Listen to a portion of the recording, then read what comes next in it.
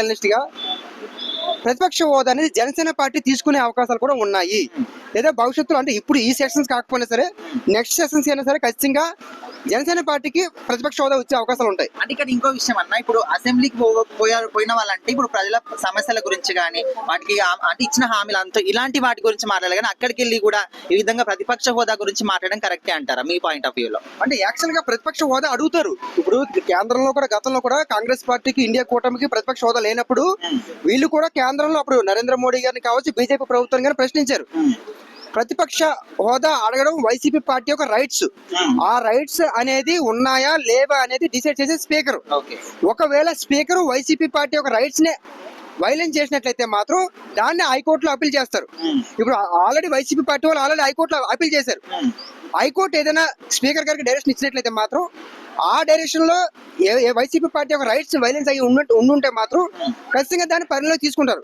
ఇంకా స్పీకర్ గారు ఏ రకమైన రిప్లై కానీ ఇటు వైసీపీ పార్టీకి కానీ అటు హైకోర్టుకి కానీ ఇవ్వలేదు. కాబట్టి ఆ కోర్టు డిసిషన్ ఏదైనా ఉంటే ఖచ్చితంగా ప్రతిపక్ష హోదా డిసిషన్ అనేది స్పీకర్ హ్యాండ్ ఓవర్ మాత్రమే ఉంటుంది. అది పూర్తిగా వాళ్ళే సుప్రీం అక్కడ. సో వైసీపీ పార్టీ ప్రతిపక్ష హోదా అడగడం అనేది తప్పు కాదు, ఎట్టి పరిస్థితుల్లో తప్పు కాదు. ఎందుకంటే వాళ్ళ యొక్క రైట్స్ అంటే వాళ్ళకు ఫీలింగ్ అంటే ఎక్కువ టైం ఉంటే ప్రజల తరపున మేము ప్రశ్నిస్తామని అనుకోవడం తప్పలేదు. అది అందులో ఉంటే మాత్రం ఖచ్చితంగా స్పీకర్ గారు ఇస్తారు, లేకపోతే ఎందుకు ఇవ్వలేదో కూడా చెప్తారు. స్పీకర్ ఒకవేళ ఏకపక్షంగా వ్యవహరిస్తున్నారని వైసీపీ పార్టీ వాళ్ళకి అనిపించినా దాన్ని హైకోర్టులో పిట్ చేశారు కాబట్టి ఖచ్చితంగా స్పీకర్ గారు హైకోర్టు చెప్పాల్సిన బాధ్యత ఉంటుంది. అంటే ఇప్పుడు ప్రతిపక్ష హోదా నెక్స్ట్ మాకే వస్తుందని పవన్ కళ్యాణ్ గారు అన్నారు కదా. సో ఫ్యూచర్ లో అంటే రానున్న రోజుల్లో పవన్ కళ్యాణ్ మరి జనసేన టీడీపీ విడిపోయే ఛాన్స్ ఉంది అనుకుంటున్నారా? అలా అనుకోను నేను. ఎందుకంటే గతంలో కూడా మనకి ఏదైతే మన కాకినాడ పోర్టు అంశం ఒకటి, అదేవిధంగా తిరుపతి లడ్డు అంశం ఒకటి, ఈ రెండు అంశాల మీద నేను మాట్లాడినప్పుడు కూడా చెప్పాను. పవన్ కళ్యాణ్ గారే ప్రతిపక్షం, పవన్ కళ్యాణ్ గారే ప్రతిపక్షం. రెండు ప్రభుత్వ పక్షం, పాలక పక్షం, ప్రతిపక్షం రెండు కూడా పవన్ కళ్యాణ్ గారు వ్యవహరిస్తున్నారు. అంటే ఒక స్ట్రాటజీ ప్రకారమే పవన్ కళ్యాణ్ గారు వెళ్తున్నారనే విషయం చెప్పాను ఎప్పుడు మన కాకినాడ పోర్టు అంశంలో. సో ఇప్పుడు పవన్ కళ్యాణ్ గారు కూడా అదే స్ట్రాటజీ ప్లాన్ చేస్తున్నారు. ఎందుకంటే ప్రతిపక్ష హోదా అనేది వైసీపీ పార్టీ కాకుండా జనసేన పార్టీ తీసుకొని ప్రయత్నం చేస్తుంది. సో ప్రతిపక్ష హోదా అనేది ఏదైతే నిలబడి ఇప్పుడు మళ్ళీ వాళ్ళు విడిపోవడం సాధ్యమైంది అంటారా సార్? మళ్ళీ రాజీనామా చేసి మొదలెట్టాలేమో కదా. రాజీనామా చేయాల్సిన అవసరం లేదు. ప్రతిపక్ష హోదా అనేది కలిసి ఉన్నప్పుడు కూడా ఇవ్వచ్చు. ఎవరికి ఎక్కువ సీట్లు ఉన్నాయో వాళ్ళకి ఇస్తారు, అంతేగాని అపోజిషన్ పార్టీకే ప్రతిపక్ష హోదా ఇవ్వాలని లేదు.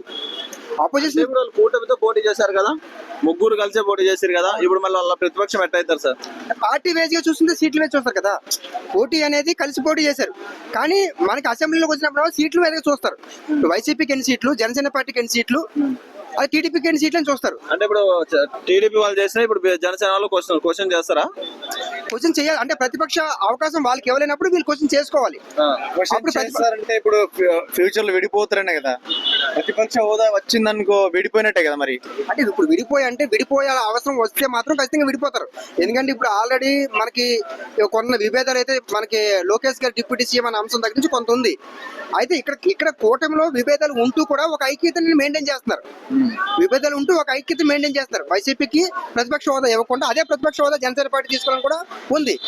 అది అంటే ఇప్పుడు రాజ్యాంగం అంత గుడ్డిది అంటారా మీరు చెప్పే లెక్కలో? న్యాయాలు కానీ రాజ్యాంగాలు అంటే వాళ్ళు ఇష్టమైనట్టు వాళ్ళే ప్రతిపక్షం తీసుకొని వాళ్ళే అధికార పక్షం తీసుకొని సాధ్యమైతే అంటారా? అందుకే అంటాను, ఈ విషయాన్ని వైసీపీ పార్టీ ఆల్రెడీ హైకోర్టులో ఫిల్ చేశారు. వైసీపీ పార్టీ యొక్క రైట్స్ ని స్పీకర్ గారు వైలెన్స్ చేసినట్లయితే మాత్రం అది వైలెన్స్ అయ్యిందా లేదనేది హైకోర్టు స్పీకర్ గారికి డైరెక్షన్ ఇస్తారు. అప్పుడు స్పీకర్ గారు ఎందుకు మేము వైలెన్స్ చేసామా లేదనేది ఒక క్లారిఫై ఇచ్చే అవకాశం ఉంటుంది. అప్పుడు ఆ విషయం ఉంటుంది. అంటే హైకోర్టుకి ఆల్రెడీ అప్పీల్ చేస్తారు ముందుగానే. సో స్పీకర్ గారు ఏమైనా వైలెన్స్ చేసినట్లయితే మాత్రం ఖచ్చితంగా స్పీకర్ డైరెక్షన్ ఇస్తారు. గతంలో కూడా జరిగింది. రాహుల్ గాంధీ గారికి ప్రతిపక్షం ఇవ్వలేనప్పుడు కూడా కేంద్రంలో ఫైట్ చేశారు. సో ఎవరికైతే ఈ పాలక పక్షం ఉంటుందో ఆ రకంగా ప్రతిపక్షం యొక్క గొంతు నొక్కడం కానీ లేదా వాళ్ళకున్న ఆ పార్టీకి ఉన్న రైట్స్ కానీ అరెస్ట్ చేసినప్పుడు ఖచ్చితంగా వీళ్ళకున్న రైట్స్ వీళ్ళకి ఉంటాయి. అవి ఉన్నప్పుడు స్పీకర్ గారు దాన్ని పట్టించుకోలేనప్పుడు ఖచ్చితంగా హైకోర్టు నుంచి ఖచ్చితంగా ఒక డైరెక్షన్ వస్తుంది. Thank you.